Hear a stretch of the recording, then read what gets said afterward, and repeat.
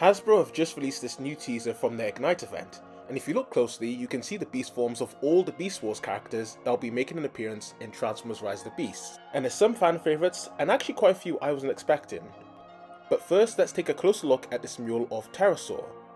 You can just make out the winged body as well as the characteristically long pointy head of his beast mode, the Pteranodon. For those of you unfamiliar with Beast Wars, Pterosaur was essentially the Starscream of the Predacons, and would consistently try to backstab his Megatron at any given opportunity. In fact, backstabbing is something he shares with Black Arachnia and Tarantulas. As to which one is represented by this spider, I believe it's the former. Just below this E, you can make out the infamous Black Widow spider marking, which of course Black Arachnia turns into. Originally in the show, she started off as a Maximal Protoform, however when her pod was captured by Tarantulas, she was reprogrammed to serve him and the Predacons. Yet through encouragement and her connection with Silverbolt, she defected to the Maximals. Unfortunately, with seemingly no Silverbolt in Rise of the Beasts, it'll be interesting to see where the movie takes her story. Next up, we of course have Optimus Primal, the Maximal leader represented with a gorilla beat in his chest. Earlier this month, we got our first look at him in Rise of the Beasts via his toy. But I think the biggest surprise in this teaser is the mural directly below him, depicting what looks like a T-Rex that's been buried, Predacon Megatron.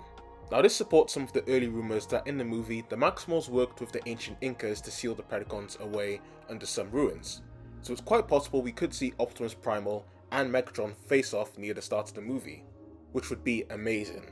As to who may voice him in the movie, I'll get to shortly enough. Megatron won't be leading the Predacons alone, however, as he will be accompanied by his lieutenant Scorponok. In this mural you can spot the distinctive scorpion pincers and the abdomen, and since there's no clear snake-like features, it isn't Quickstrike. Whether he'll be just one single Predacon or horde of drones like he was in Netflix's Transformers Kingdom remains to be seen. We can also see this cheetah above Scorponok who represents Cheetor, who you already know is going to appear in this movie via on-set photos. Last but not least of the Predacon murals is of this strange looking creature. To be honest, I had no clue who this was for ages, but then I spotted the dinosaur head turned in the opposite direction. I'm sure many of you will be delighted to know this is a Velociraptor mural, Dinobot's beast mode, probably the most memorable and fan favourite character from the original show, from a defected Predacon to the warrior who died saving the future.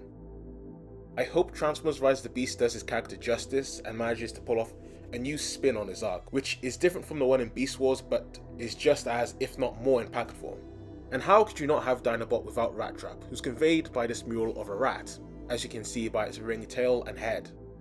It'll be good to see the banter between the two again, although there's still the question of whether Dinobot stays with the Predacons. Either way, I'm sure the two will have some kind of interaction. Finally, although we can't really see the last two murals, it's highly likely that they belong to Rhinox and Airraiser, who have already been confirmed to be in Rise of the Beasts.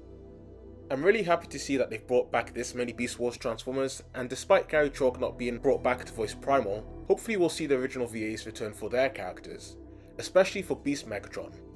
In fact, Megatron's voice actor David Kaye has recently been active in the movie industry, as he voiced Ereshkigal in Marvel's Eternals last year. What do you guys think? Also, are you happy with the Rise of the Beast cast? After all, there's still quite a few Maximals and Predacons who've never gotten that reboot treatment. Let me know down below. If you guys enjoyed the video, then leave a like, and subscribe to catch more of my Transformer news coverage. I hope you guys enjoy the rest of your day, and see you soon.